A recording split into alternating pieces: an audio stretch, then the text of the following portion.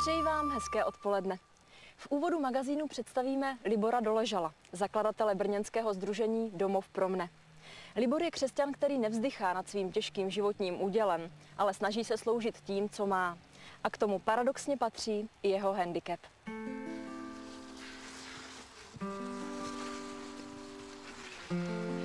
Já věřím, že Bůh si mě někomu vede. Já cítím, že se mi jako dostávat cestu jít po těch sociálních službách a pak se mu jakoby utekl a on mě vzal za vlasy a postavil mě jak se zpátky na tu cestu.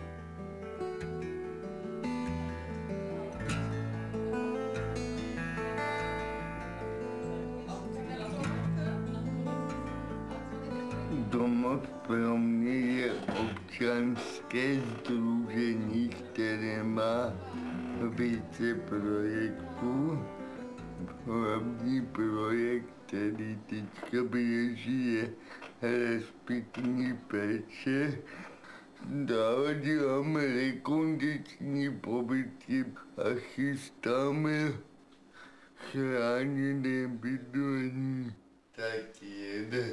Takže naše služba vypadá například tak, že přijdeme do rodiny, kde mají zdravotně postiženého člověka třeba s roztroušenou sklerózou, zatímco pečující odejde si třeba nakoupit nebo zajde na úřady, tak my ho zastoupíme v jeho péči. Vlastně děláme všechno to, co by dělal pečující, kdyby byl doma a staral se o toho člověka. Jedná se třeba o intimní hygienu, nakrmení člověka, přesunutí z vozíku na postel, nebo u dětí se jedná o hraní nebo vzdělávání.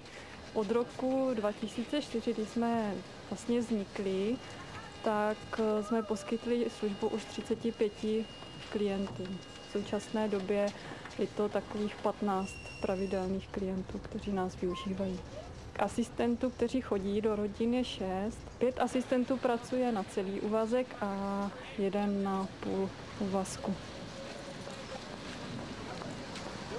Já mám jednu výhodu, že jsem se narodil s dětskou mozkovou oblibou. Já nevím, co je to být zdravý. A co člověk nikdy neochutná, tak mu to chybí jako mi. Samozřejmě, že byly období, kdy mě to štvalo, kdy se mají si to s Pánem Bohem vyříkávali, jak to je to dále, jak to může dopustit, opravdu zrovna já.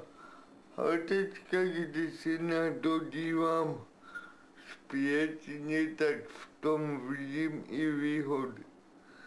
Že jsem postižený možná právě proto, abych dělal to, co dělám. Abych to dělal tak, jak to dělám.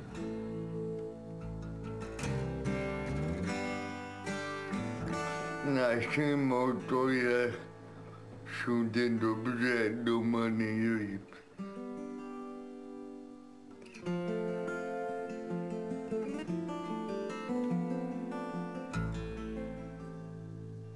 Vytvořit otevřené společenství lidí, které má co nabídnout jak věřícím, tak i nevěřícím.